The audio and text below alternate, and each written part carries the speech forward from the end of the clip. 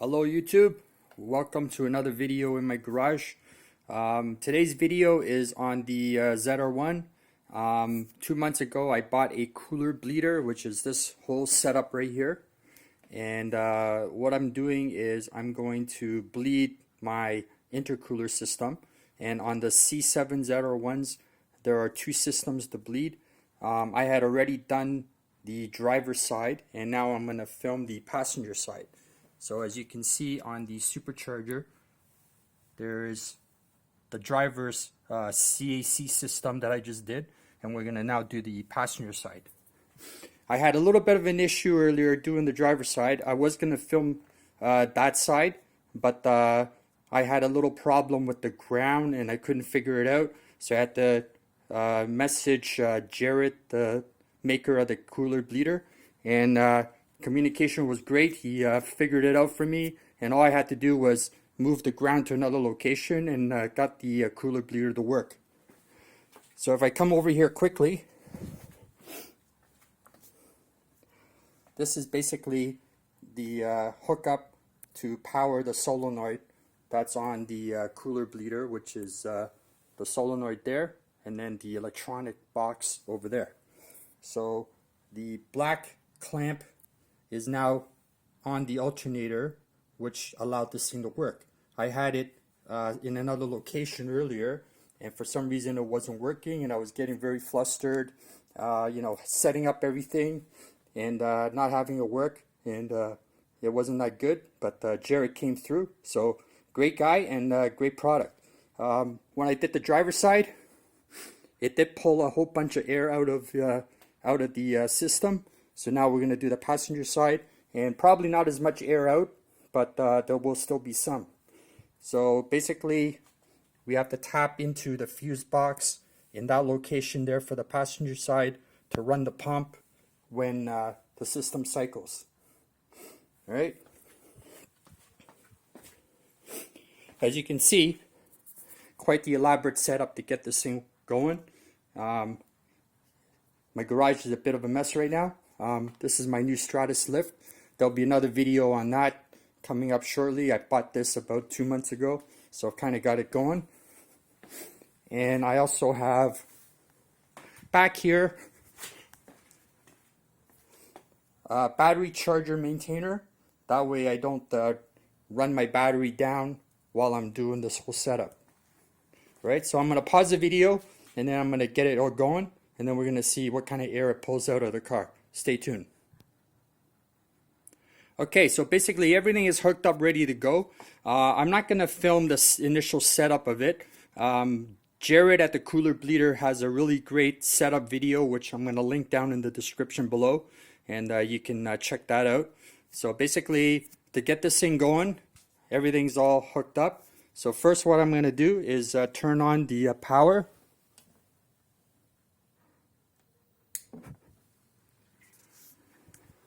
So now you can hear that the passenger intercooler pump is running. You can hear it.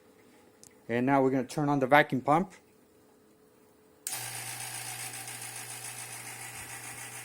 And you'll see the vacuum go up to about 8 inches of mercury, which is where I have it set on. The blue light is on, which means the pump is running. And in a few seconds, it's going to trip over to the yellow light, which is the vacuum light. There we go. And now you see the vacuum is going to go up, and it's basically going to siphon any air out of the system. And we'll take a look at the hose here, see if we can see any air come out. When I did the driver's side, there was quite a bit that came out. So generally when you do one side first, the majority air comes out of that side, and the passenger side has very little. And I could already see some air coming out. See, there's one right there if you look closely. I'll try to get out of the light so you can see it. See, there's a nice big one right there. So now it's vacuuming, and the gauge is at about 26 or 27 inches of mercury. And after a few more seconds, it's going to click back to run the pump. And basically, as Jared says in his video, the cycling of the vacuum and the pump running basically causes a surging effect, which will basically eliminate any air pockets in the system and filled the system with coolant.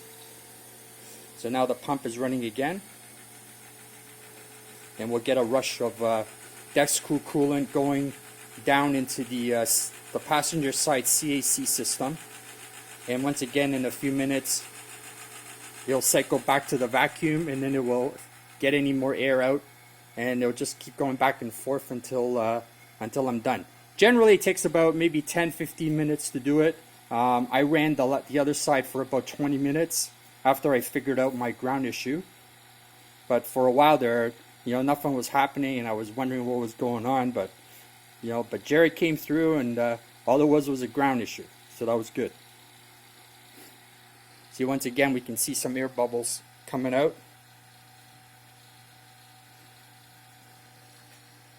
So once again, there is quite a bit in this system.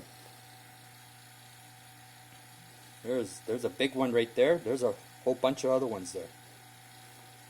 Look at that. And then we're also got to keep an eye on the level inside the pot here, because we don't want it to go up too high. Just always have to keep track of that. So now here again, the pump is running again.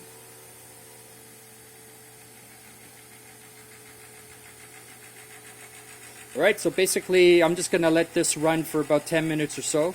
So I'm going to pause the video here, and I'll come back near the end, and we'll film the finishing procedure. Alright, stay tuned.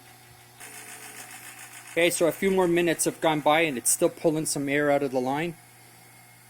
So we'll take another look here, see if we see anything. We're now under vacuum again. Sometimes it helps if I actually hold this hose up a little bit. And there you go. You can still see some air bubbles coming through the line. Okay, there's still quite a bit coming up. And again, I'm just gonna let it run again for probably about 10-15 minutes, and I'm gonna pause it again, and the next time I'll come back, it should be pretty well almost done. So hang tight.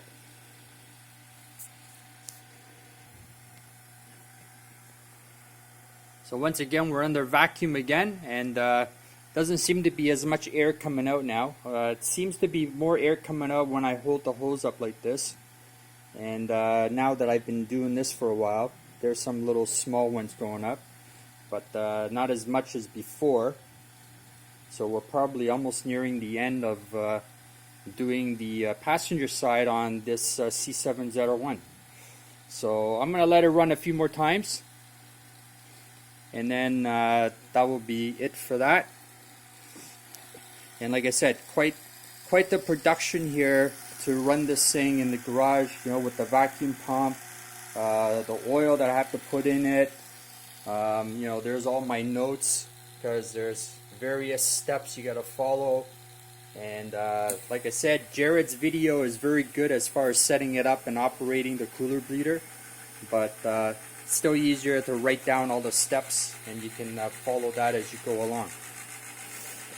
Alright, so I'm just going to let this finish up, and that will be it for this video. So thanks so much for checking it out, and leave a like if you want to see more content with the ZR1. I got a few more videos coming up for this car.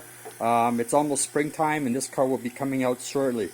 Alright, thanks again for watching, and leave a comment below if you like this video, and stay tuned, and we'll talk to you later. Have a good day.